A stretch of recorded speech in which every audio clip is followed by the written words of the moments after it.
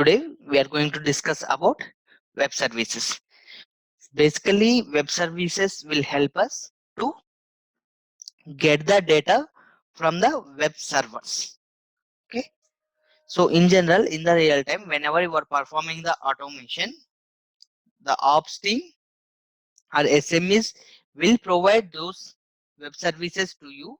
So you need to execute those web services and you need to store those outputs. That's your work. Now we will see how to execute web services. Basically, here we have two types of web services. One is SOAP web services and second one is REST web services, or we can say RESTful web services. First, let's discuss about the SOAP web services. So I'm looking for command called SOAP web services. So here I selected the SOAP web services and I am dragging to here.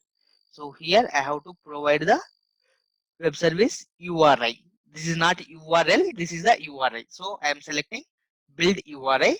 Here I have to provide the web service. So now I am taking my web service here. So I am selecting this. This is my web service. Okay. So here I need to add the WSDL. So now I'm trying to connect this one. Once I connect here, it will give the different services. So here this web service is having only one service called temperature convert. So in that port is automatically detected two ports. You can select any one of the port according to your requirement. And then here this is the option. You want to convert the thing from Fahrenheit to Celsius or Celsius to Fahrenheit. Okay, I am selecting Fahrenheit to Celsius. So here I am giving value as 100. So 100 Fahrenheit. Okay.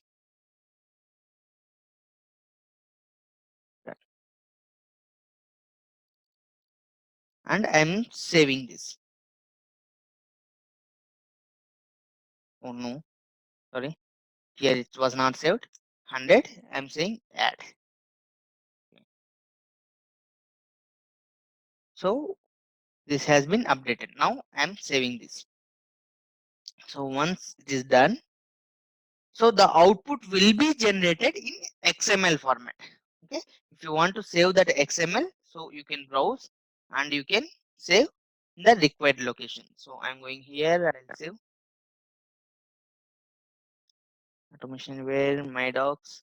Here I'll say F2C because Fahrenheit to Celsius, right? Save. And I'm saying and I'm assigning the result to a variable as well. I'm saving this. Okay.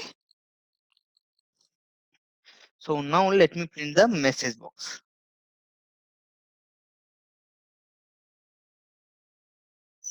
See how I add the message box as well.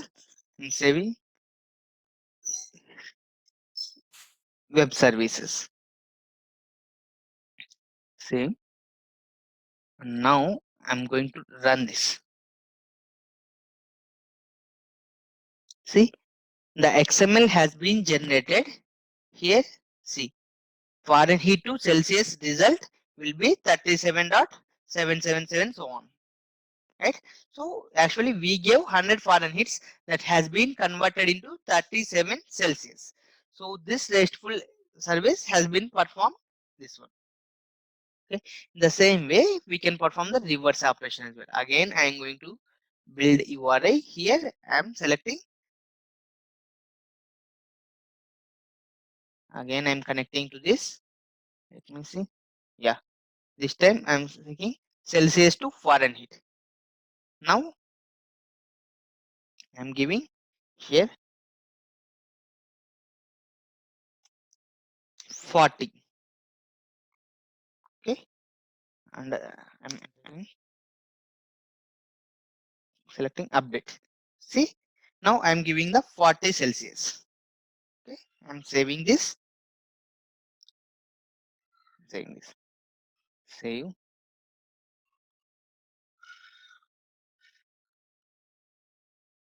run from this step.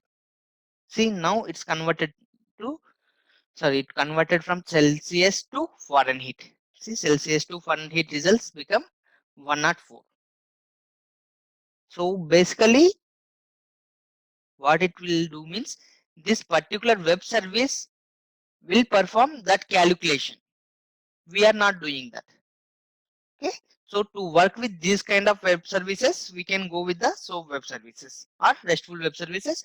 Whenever developer is going to provide you the web services, that people, those people will tell you which kind of web service that is. So if they said SOAP web services, you should go with the SOAP web service.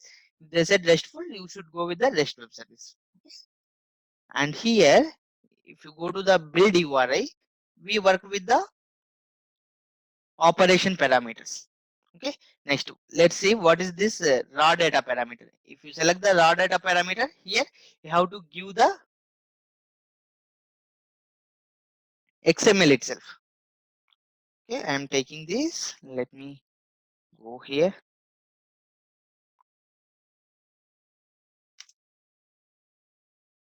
I don't want this.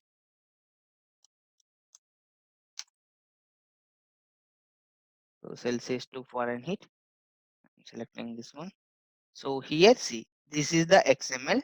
So sometimes what happen? They will give you the raw data. You need to pass the raw data. So this is the my raw data. See, if I observe this one here, see here I need to give my Celsius. So here I'll say 50 Celsius. Now I have to pass this XML to the application. So here instead of operation parameter, if it is the operation parameter directly, you can assign the value here. If this they gave raw data parameter, so you need to pass the complete XML like this. See, now I'm going to convert this 50 degree Celsius into Fahrenheit. I'm saving this.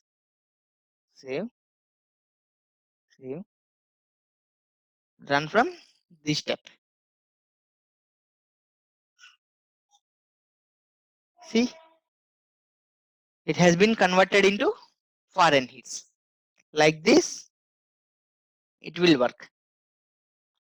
So let me see that stored XML as well, whether it has been created or not.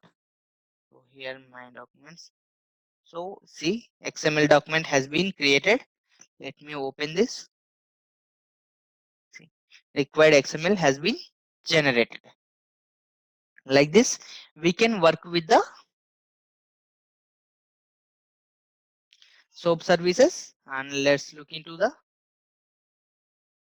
RESTful web services. So now I'm taking REST web service. So here we have to give the URI. Here we won't get the build option. Okay. So I am taking the RESTful web service URI. So this is my RESTful web service URI. Okay. What this RESTful web service URI will do means it will provide the temperature of London. Okay.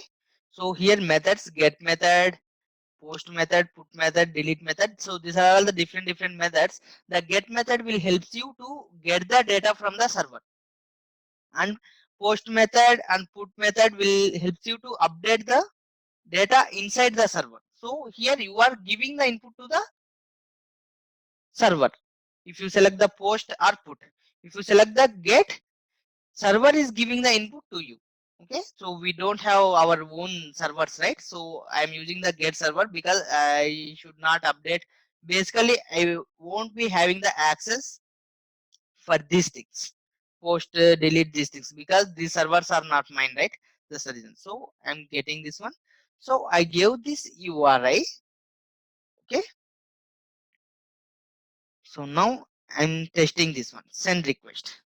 So if I send this request, if I check responses came, if I check here, see, I have received. This is not the XML format. This is the JSON format. So in the SOAP services, the output will be in XML format.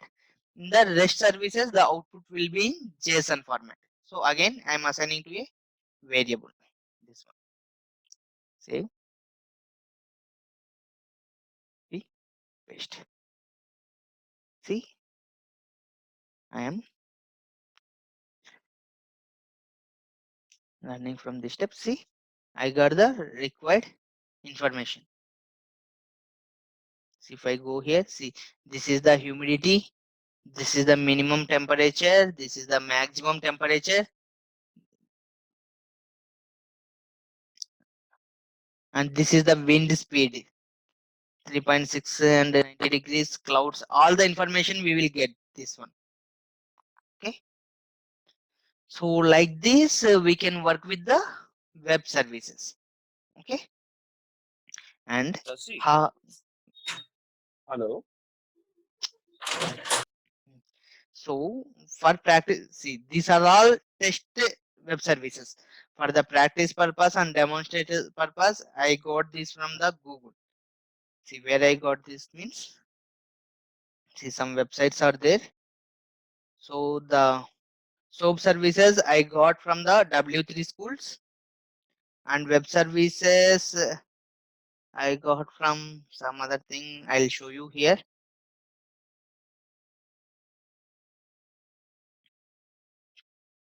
So open weather API. From here I got these things. So you can get those things here. See, this one I got from the W3 schools. Okay. So anyhow, I'll provide these web services here, but see, this will be work for everyone. It should be like this. DL. Okay, then only it will work with the automation anywhere. Okay, this is for what we can say soap, and this API is meant for the RESTful services. See here, this is the there, right? This is unique for everyone. This ID. Once you created the ID in their website, you can get this. Let me go on show you their site to you.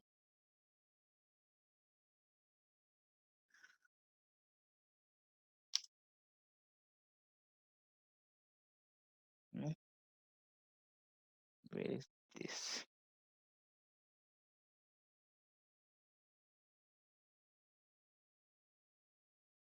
Yeah, this is the one I think.